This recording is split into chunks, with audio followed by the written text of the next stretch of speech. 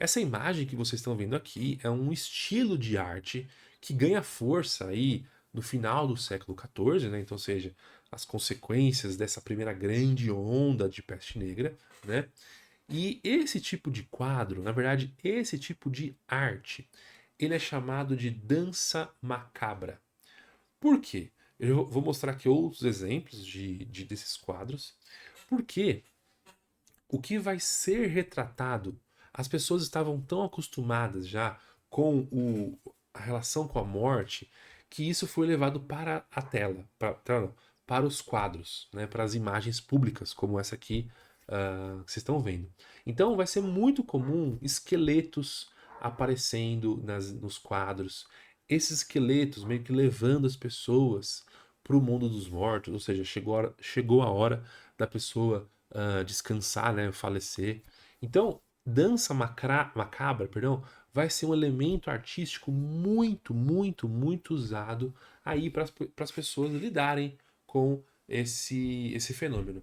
E quem viveu a pandemia vai saber muito bem isso, né?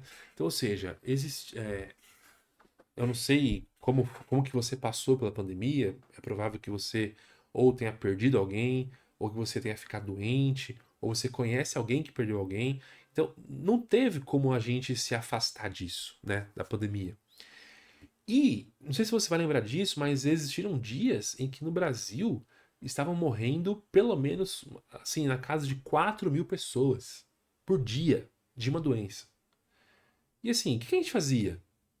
A gente trabalhava, a gente seguia a nossa vida.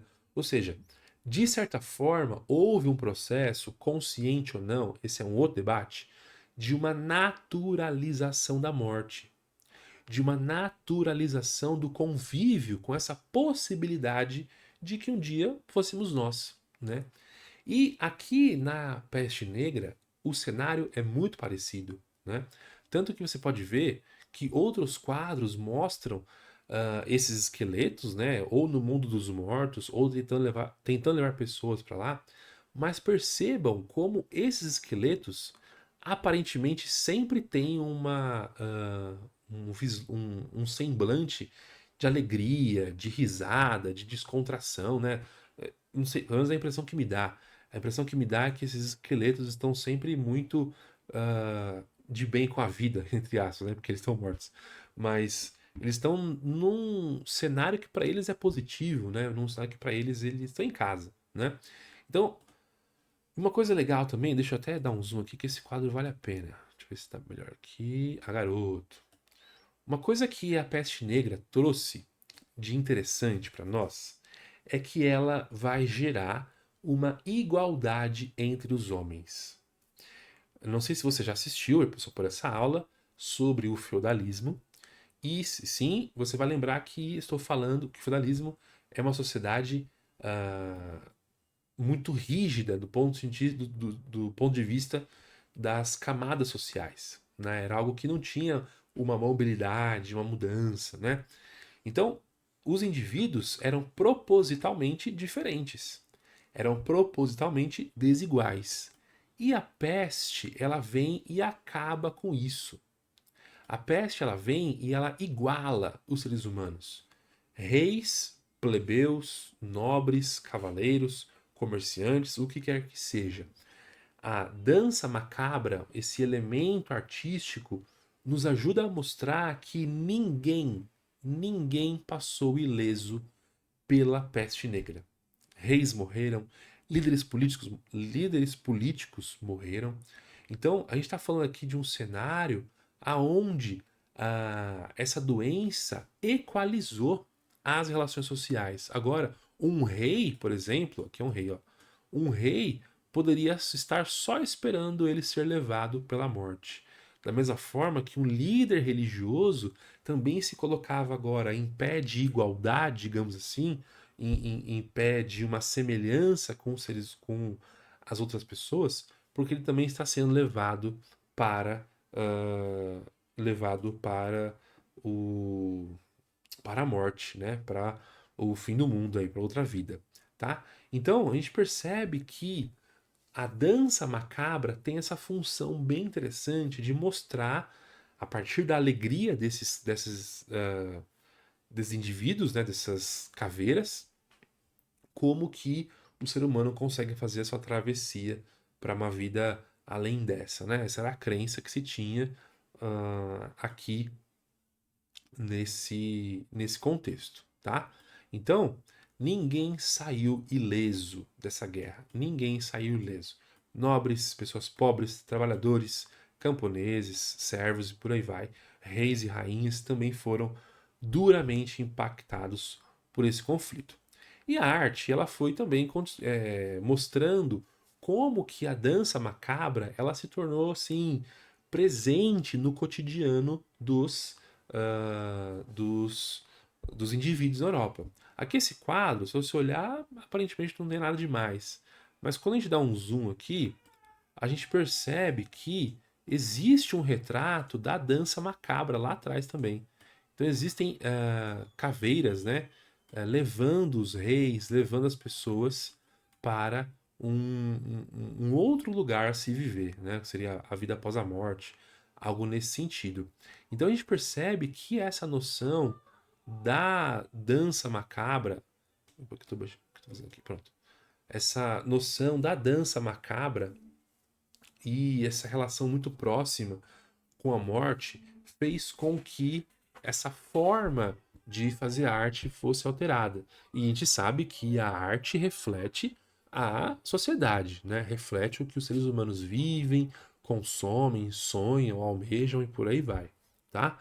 Então, a dança macabra foi essa expressão cultural que se fez cada vez mais presente nesse contexto. E aqui, mais uma vez, uma gravura que mostra a alegria, né, dessas caveiras, né, a alegria de poder pegar o indivíduo e levar para o seu mundo, representando aí a morte. E, como eu disse, a peste negra ela não fazia distinção de pessoas.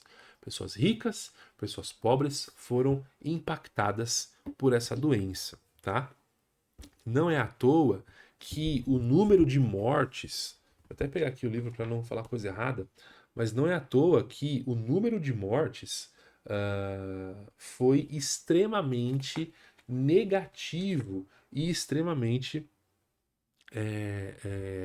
causador de outros problemas para diversos países. Então, em regiões como, por exemplo, ali na Europa Central, Europa do Norte, 70% da população morreu.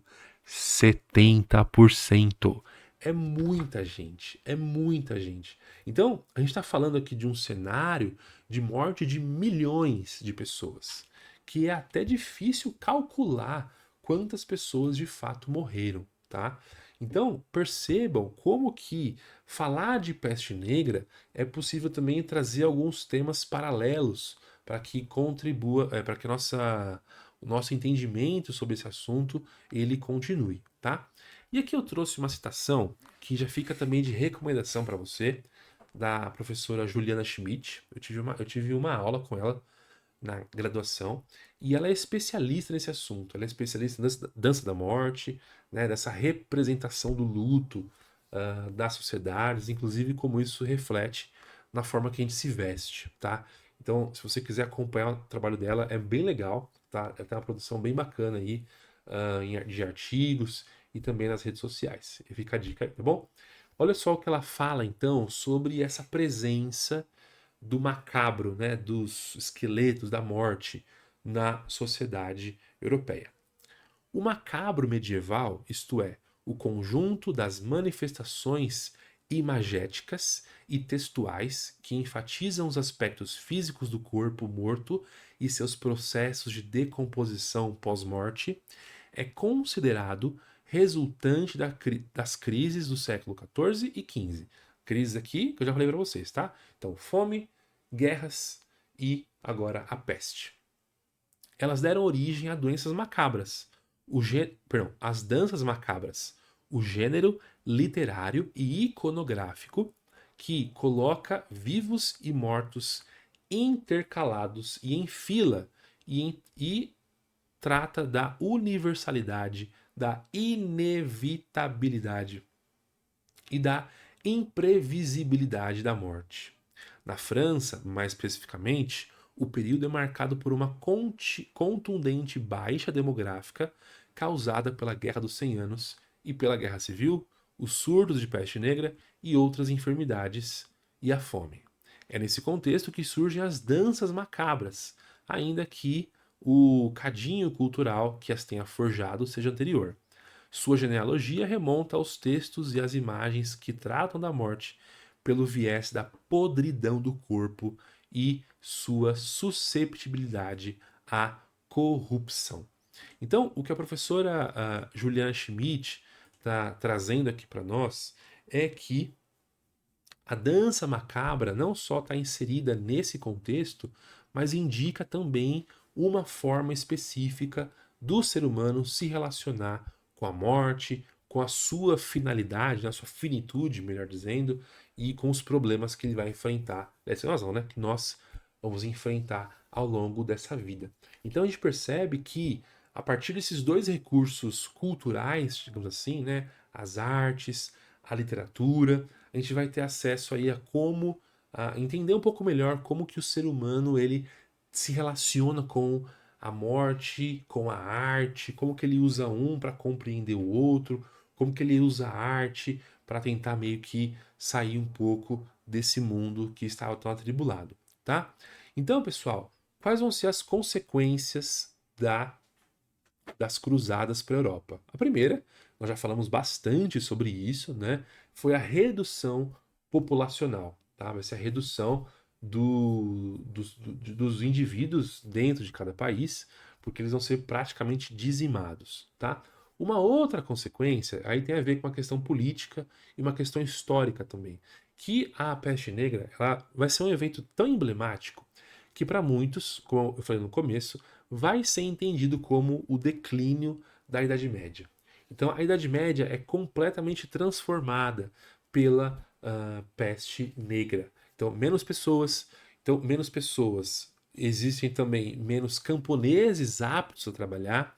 Então percebam como que isso vai gerando aí um ciclo que é vicioso, um ciclo aí que coloca essa sociedade em constante crise. Tudo bem?